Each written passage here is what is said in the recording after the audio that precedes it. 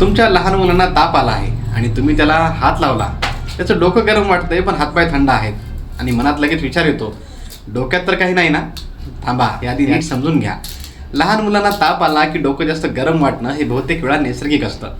घाबरण्याचं पहिल्यांदा काही कारण नसतं. लहान मुलांच्या डोक्याकडे रक्तपुरवठा जास्त असतो, कारण त्यांचा मेंदू हा वाढत असतो, विकसित होत असतो. तापात शरीराचं तापमान वाढलं की जिथे रक्तप्रवाह जास्त तिथे उष्णता जास्त जाणवते, म्हणून डोकं जास्त गरम वाटतं. दुसरी गोष्ट अशी की तापात शरीरात उष्णता बाहेर टाकण्याचा प्रयत्न करतं. डोक्याच्या रक्तवाहिन्या फुगतात जेणेकरून उष्णता बाहेर जाईल, म्हणून डोकं गरम असतं आणि कधी कधी हातपाय थंड असतात.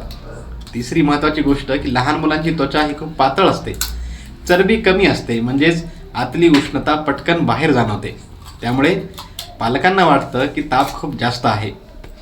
पण एक गोष्ट लक्षात ठेवा, ताप किती आहे यापेक्षा मूल कसं वागतंय हे जास्त महत्त्वाचं आहे. मूल खेळतंय का, डोळ्यात अलर्टनेस आहे का, पाणी दूध घेतंय का. जर ताप असूनही मूल रेस्पॉन्सिव्ह असेल तर बहुतेक वेळा गंभीर काहीही नसतं, पण काही वेळा डॉक्टरांना लगेच दाखवणं गरजेचं असतं. जसं की ताप 3 दिवसापेक्षा जास्त टिकत असेल, तापात फिट्स आली असेल, मान आखडली असेल, सतत उलट्या होत असतील किंवा ताप उतरूनही मूल सुस्त पडलेलं असेल तर वाट न पाहता डॉक्टरांकडे जा. आणि कृपया हे टाळा. थंड पाण्याने आंघोळ घालू नका, बर्फाने चोळू नका, कोणाचंही औषध विचार न करता देऊ नका.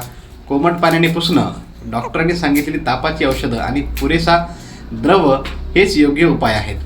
शेवटी एक गोष्ट लक्षात ठेवा, ताप म्हणजे आजार नाही, तो शरीराचा संरक्षणाचा एक सिग्नल आहे. पण तापाबरोबर मुलांचं वागणं बदललं तर तो सिग्नल इग्नोर करू नका.